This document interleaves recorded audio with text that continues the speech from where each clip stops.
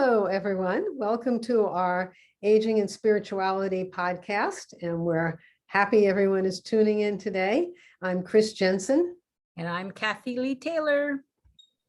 Welcome. And today we're going to talk a little bit about, would you like to be happy all the time or have joy coming through all the time? I mean, don't you know people who are always upbeat and feeling really good, and others who are, struggling or duking it out with life, and yogis say life could be a play rather than a battle. Yes. And so that's what we're going to talk about today. And there are a few things. I know that people often think that they have to work really hard at these things. So what we're going to talk about today are some things we can do. And I know as people age, there's a tendency to not be as upbeat maybe as they were when they were younger. And it doesn't have to be that way at all. We have a very different approach.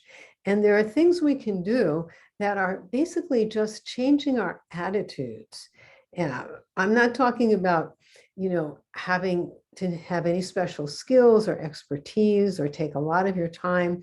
These things that we're going to talk about today are not hard to do. They're mainly just about looking at things differently. And I'm going to share with you first, and there are several things, but today I just want to focus on a couple of them because it's enough to chew on, and then we can do some others. But one of the first things that the yoga master at our yoga center said to me that was so impactful was learn to laugh at yourself. We all take ourselves so seriously. Yeah. Don't we? I mean, like if someone critiques you, what is your approach when someone critiques you? I wouldn't encourage that. No, yeah. I can laugh at myself. I'm good at doing that. But You're very good at that. Kathy is excellent at doing it. Yeah. Most people aren't, though. I mean, can you find humor in the simple mistakes you make? I mean, a lot of people feel like they have to be right all the time, or they're a perfectionist can't laugh at themselves at all. Yeah, that's for sure. Yeah. Or, like even when life throws us a curveball, we can look at it, we can find the humor in it. Take yourself lightly. Okay, this is a big challenge. What am I going to do about it? Right. Some simple things that you can do too is watch funny movies, read humorous essays, enjoy jokes. There's actually a kind of yoga called laughing yoga. And I laugh when I see goat yoga. Yeah, I know. The goat yoga, Yeah. but there's laughing yoga where you just laugh. You just go, Yes. you make yourself laugh. You go, you make yourself laugh. Yeah. And which is a great thing to do, Yes. I mean, it gets you into that momentum. It gets you into the momentum of laughing and humor and laughing at yourself. Just not taking yourself so seriously all the time. Yeah. Just try it. Have a day, one day a week. Maybe you start, maybe Monday is my day to laugh at myself, to not take myself seriously. And then maybe the next week you do it 2 days, That's what I meant. This isn't something where you have to struggle with it, but this is something that can transform you so quickly and so easily. And particularly if it's not your nature. Like Kathy, I think she was born being able to laugh at herself. But a lot of us aren't. I wasn't born that way. I was born to be more serious about myself, and that's how I started out. But that was a great thing that I learned as I got on the yoga path, learned to laugh at myself. And so I really suggest you try that. Can I say something about that? It's interesting because my son and I, as he was growing up, he was very interested in comedy and wanted to, try stand up and stuff like that. And so we even got the same book. I can't remember the name of it, but we would just practice doing it. And it really literally was a way that you looked at the world. The way that you looked at your world influenced how you were going to see that. And it oftentimes just had us laughing hysterically. To this day, we still send each other funny things like, today, here's your laugh for today. Like we have to laugh every dang day. But the other thing about that is so great is I remember our teacher saying, let yoga show on your face. Right? Yeah. Remember? Yes, exactly. Like that. When you Right. smile, Yeah. Yeah. people see that and they feel it, and it really makes a difference. It shifts the energy right then and there. And when you feel low, smile. It will Mhm. change your mood. It absolutely will, unless you were just like being obnoxious and holding it back, and just like, Mhm. I'm not going to be happy. You cannot help but feel good when you smile. So remember that. That's a great quick tip. Anytime you're just feeling a little angst, smile, and your body will remember, your mind and everything about you will remember, oh, this feels good. Yeah, it's amazing and it's contagious, It's contagious. it really is. People love to see it. Yeah, my daughter recently had a baby. He's like just 8 weeks old now, and changing his diaper, he was at first he would scream, and so I was doing it, and I was making faces at him, and he was making faces back, and so I smiled at him, and then he just, I mean, it's instinctive. He smiled, and then his whole body Oh, shook, like oh, it was, it was, adorable. it was so sweet, and even with an infant, who isn't verbal yet, They can feel it. they Oh can my feel gosh. it. They Yeah, can and feel it so well. yeah, it's just amazing. It's amazing. So that's an important thing. Just that alone will change. You'll find more joy every day in your life. Absolutely. Some other tips is to forgive, forgiving others and Woo. forgiving yourself. Yeah. This is a big one. And forgiveness doesn't mean you necessarily condone something that occurred. It means that you relinquish the toxic hold that that event has on your mind As and your on you. body. Yeah. So important. And, when we are angry at someone and when we don't forgive them, maybe they did genuinely do something wrong, something Horrible. hurtful to Yeah. us. Yeah. They betrayed us. Yeah. And what we learn in yoga is that as long as we don't forgive them, we're hurting them and we're hurting ourselves. Ourselves. That toxin stays in your body, it stays in your mind, and it's binds you, it keeps you from being free. And there's a tremendous freedom and forgiveness. And I do know it is hard when someone has done something really funky to you, particularly if they have betrayed you in some way. It's very difficult. But when you are willing to let go of the anger and the unforgiveness, I call it, when you're willing to let go of that, there is such a blissful experience for you. And I'm sure the other person is feeling it too, even if it doesn't Mhm. show. Mhm. And there is a yoga practice that we do that is just absolutely great for doing this. And sometimes it takes some work. You visualize the person that you have not forgiven sitting in front of you. And the first thing you say, I have an open mind about this. And then you say, I thank you for teaching me, because whatever experience we had with this person, you learned something. Mhm. You learned something from it. So you say, I thank you for teaching me. And then you think about what they taught you. And then you say, may the best happen for both of us. Oh, I love that. And the last thing you say is, I let you go. And so you don't just say these things quickly. I mean, you start out, I have an open mind about this, and just try to feel it, sense that you have the open mind about it. And then I thank you for teaching me. And if you haven't felt like you've learned anything from this experience, just be open, because you probably have. And then may the best happen for both of us. And, then, and then after you try to sense that truly, then I let you go. Love that. That's really powerful. It's extremely powerful. That can change your life, right? Just right off the bat with anyone you're having a problem with or have had a problem with. Could be someone from years ago. Yes, listeners, if you didn't write those steps down, please do right now, because when it comes to forgiveness, the sooner the better. Why would you waste one day carrying around Mhm. that anger and angst and how that feels in your own being? It's terrible, and it brings no value to you or them. Yeah.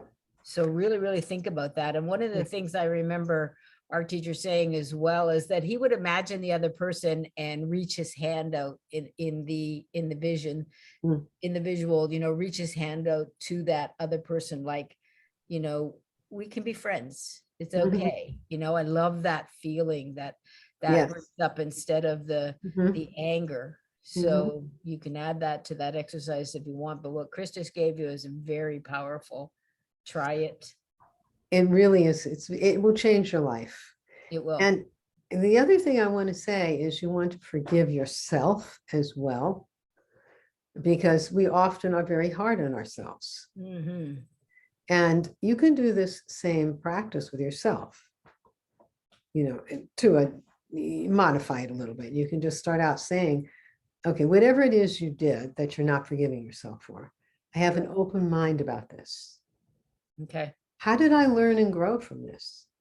Because there's something you learn from it, from this experience. Okay. And then may the best happen. May the higher will be done. You just modify it a little bit like that. I like And that. then I let this go. You just let that, whatever it is, try to let it go. Try to just really let it go. And that part, sometimes you need to work with it. When I was doing the forgiving others practice at first, and I did it with someone who I'd had a lot of problems with, that last part was hard for me. I could do may the best happen for both of us, but I let you go, and I realized, no, I wasn't really doing the practice.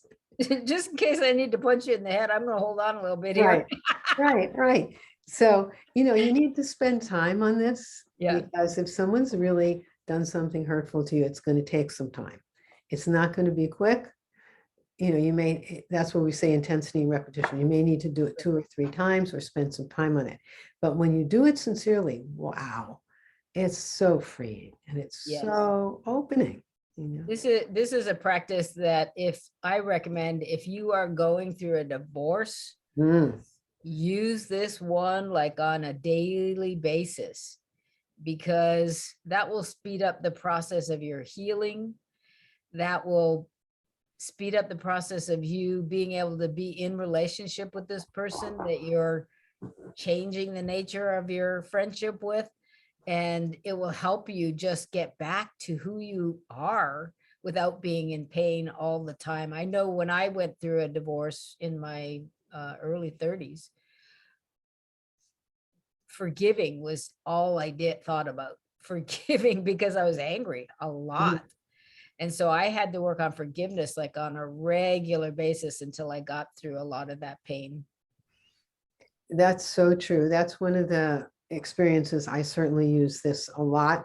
I used it a lot through the divorce and forgiving the other person, but also in forgiving myself. Yeah. Just for not being able to make something work that couldn't work, Right. When you're judging yourself about what's happened to you in your life and all that stuff. Yeah, It's supposed to be right. perfect. How could I get divorced? Yeah, right. You judge Exactly. yourself. Judge yourself. Yeah. You judge yourself like that, and it's really tough. And we need to let go and forgive ourselves. It's so critical.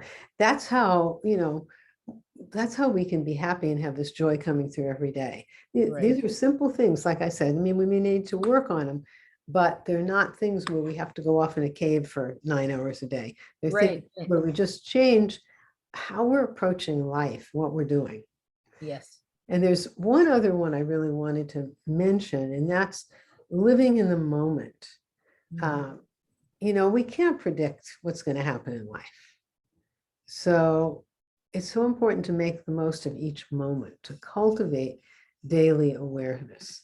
There was John Lennon in one of his songs. He said, life is what's happening to you when you're doing other things. I may not have that exactly right, but that's pretty much it. We're always thinking about something else. We're not in the present moment. Mhm. We're always worrying about this or thinking about something that happened in the past. And that keeps us, when we're in the present moment, we are in a state of bliss and joy. Yes. We're in that inner self. So if we can try to be more in the present moment, try to enjoy every little thing in every day. Like my daughter was thinking, about this baby, and she said, I want to enjoy all this time because I know it's, How it's not going quickly to it last. goes. It's Yeah. going to go very fast. I said, yeah, before you know it, they're all grown up and having their own kids, and it's important.